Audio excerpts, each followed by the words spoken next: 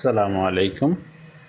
আজকে আমরা ইফেলস নিয়ে কাজ করব। আমরা লাস্ট ক্লাসেও ইফেলস নিয়ে কাজ করছিলাম, কিন্তু শুধুমাত্র সেক্ষেত্রে আমরা ইফ নিয়ে কাজ করেছিলাম।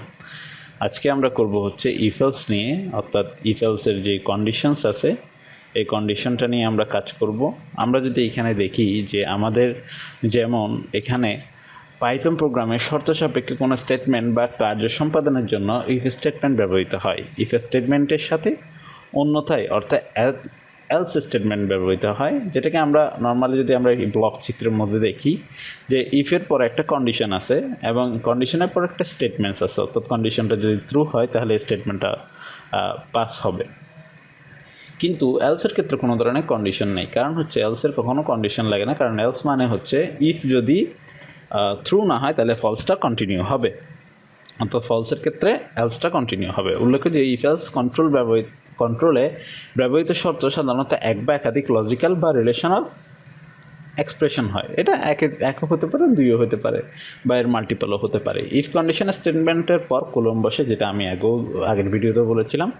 এই কন্ডিশন বা শর্তের মান যদি সত্যি হয় তাহলে বডি অফ ইফ বর্ণিত কাজগুলো সম্পাদিত হবে, আর যদি মিথ্যা হয় বডি অফ এলসের বর্ণিত কাজগুলো সম্পাদিত হবে।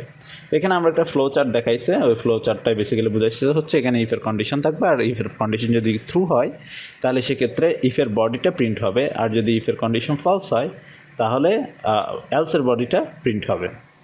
সো আমরা আজকে প্র্যাকটিক্যাল 3 দেখব, যেখানে স্পষ্টভাবে বলা আছে যে পাইথন ভাষার একটি প্রোগ্রাম তৈরি করতে হবে যাতে কোনো নাগরিকের বয়স ইনপুট দেওয়া হলে তিনি নির্বাচনের পর ভোটার হওয়ার উপযুক্ত কিনা তা যাচাই করবে। বাংলাদেশের যে কোনো নাগরিকের 18 বছর বয়স হলেই নির্বাচনে ভোটার হিসেবে বিবেচিত হয়। তাহলে আমরা আজকে ওই কোডটা ট্রাই করে দেখব যে আমাদের এজ যদি আমরা দিয়ে দেই তাহলে সে রিড করতে পারে কিনা। সো আমি শুরু করছি। যেমন আমরা সেম আমাদের অনলাইন পাইথন কম্পাইলারে চলে আসলাম। এরপর আমরা দেখব এটা দিয়ে আসলে কাজ করা যায় কিনা। যেমন আমি এখানে ভেরিয়েবল হিসাবে এজ ডিক্লেয়ার করেছি। আমি যদি চাই এজ ডিক্লেয়ার না করে আমি এখানে আমাদের যে বাংলিশ ল্যাঙ্গুয়েজ বয়স কতটাও লিখে দিতে পারি, তা তো সে কিন্তু বুঝে নিবে, বা হচ্ছে সে আসলে তার দরকার হচ্ছে ভেরিয়েবলের নাম, সেটা আমি এক্স দেই, ওয়াই দেই, জেড দেই, H day doesn't matter. So আমি যদি এখানে বয়স লিখি সেক্ষেত্রে আমি এটার ডাটা টাইপ যেমন ইন্টেজার, সেটা ইন্টেজার নিব। যেহেতু আমাদের বয়সের হিসাবে আমরা পূর্ণাঙ্গ বয়সটাকে কাউন্ট করি, ওই জন্য আমরা ইন্টেজার নিচ্ছি। দেন আমরা এটাকে ইনপুট নিব ইউজার থেকে, ওই জন্য ইনপুট লিখলাম, এবং ইনপুটের ভিতরে আমি লিখলাম যে হচ্ছে গিয়ে আপনার বর্তমান বয়স দিন, এভাবে দিলাম। দেন আমরা পরবর্তী যে কন্ডিশন সেখানে চলে গেলাম যে ইফ, যেহেতু আমরা এখানে বয়স ডিক্লেয়ার করেছি, এজ ডিক্লেয়ার করিনি, লিখবি ইফ বয়স is equal greater than equal, যেহেতু আমরা বড় বা তার সমান দেখবো, greater than equal 18, then print করবে যে আপনি ভোট দেওয়ার যোগ্য। ঠিক আছে, দেন আমি এই কথাটা সেম জিনিসটা আমি যদি এখন এলসের জন্য করি, এলসের জন্য অ্যাজ ইউজুয়াল আমরা ইফ থেকে বেরোবো, দেন এলস দিয়ে সেম আমরা এই প্রিন্টটাই লিখবো। জাস্ট এখানের মধ্যে এটা কপি করে নিই আমরা কাজটাকে একটু শর্টকাট করার জন্য। দেন এখানে আমরা জাস্ট যোগ্য নন লিখে দেব।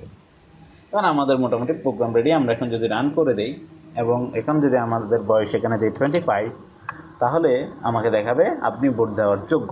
এখন আমি আবার রান করে এটাকে যদি 17ও দেই, দেখা যাবে আপনি ভোট দেওয়ার যোগ্য নন। সো আমরা আসলে এই জায়গা থেকে বুঝতে পেরেছি যে আমাদের কন্ডিশনটা কীভাবে কাজ করছে। যে আমাদের ভেরিয়েবল ডিক্লেয়ার করা আছে, এই ভেরিয়েবলের মধ্যে আমরা একটা ডাটা ইনপুট করব, এবং ডাটাটা যদি সামহাও 18 এর কম হয়, অর্থাৎ ভ্যালুটা যদি 18 এর কম হয় তাহলে দেখাবে আপনি ভোট দেওয়ার যোগ্য নন, আর যদি 18 এর বেশি হয়, গ্রেটার দেন ইকুয়াল বা 18 বা তার সমান হয়, তাহলে দেখাবে আপনি ভোট দেওয়ার যোগ্য। তো আশা করি প্র্যাকটিক্যাল 3টাও বুঝতে পেরেছি আমরা 2 এর মতোই। তো নেক্সট ভিডিওতে আমাদের আবার কথা হবে প্র্যাকটিক্যাল নাম্বার 4 নিয়ে, যেখানে আমরা খুবই ইম্পর্ট্যান্ট একটা পার্ট জোড় এবং ভেজোড় নিয়ে কাজ করব। মানে কীভাবে আইডেন্টিফাই করবে জোড় নাকি বেজোড়, যে আমরা একটা নাম্বার দিব সেটা জোড় নাকি বেজোড় আইডেন্টিফাই করবে। তো অতটুকু পর্যন্ত ভালো থাকবেন, সুস্থ থাকবেন। আসসালামু আলাইকুম রহমতুল্লাহ বারকাতুহু।